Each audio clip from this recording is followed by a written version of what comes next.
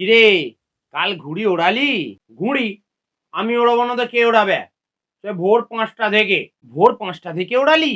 আরে না না, ভোর ৫টা থেকে উঠবো উঠবো করে ওই দুপুরবেলা ১২টা নাগাদ উঠে পড়লাম। কোথায়? ছাদে? না রে বাবা, ঘুম থেকে। আর তারপর ১টা নাগাদ ছাদে উঠলাম। আর ওই যে ওড়াতে শুরু করলাম না, একদম টানা বিকেল ৫টা পর্যন্ত। তা প্যাঁচ খেলে কাউকে কাটতে পারলি নাকি নিজেই খালি ভোগ কাট্টা হয়ে গেলি? কাটতে এত কেটেছি, লাস্টে দোকানদার আর ঘুড়িই দিতে পারলো না রে। কেন? আসলে এত কেটে গেছি না যে দোকানে আর ঘুড়িই ছিল না রে। তবে এখন ঘুড়ি ওড়ানো অনেক কমে গেছে যাই বলিস। হ্যাঁ, সে আর বলতে, এখন আর ঘুড়ি ওড়ে কোথায় রে? ঘুড়ি উড়তো উম আমাদের ছোটবেলায়। ভোরবেলা ৪টে থেকে লোকে ঘুড়ি ওড়াতো। আবার তার সাথে মাইক বাজাতো। তখন এত ঘুড়ি উড়তো না, আকাশটা দেখাই যেত না। আমার তো বেশ মনে আছে। সে বছর আমি ক্লাস 8 এ পড়ি।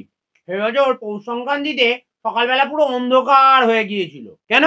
আরে জানিস না, সে বছর এত ঘুড়ি উড়ছিল না যে সূর্য পুরো ঢাকা পড়ে গিয়েছিল। ধ্যাৎ!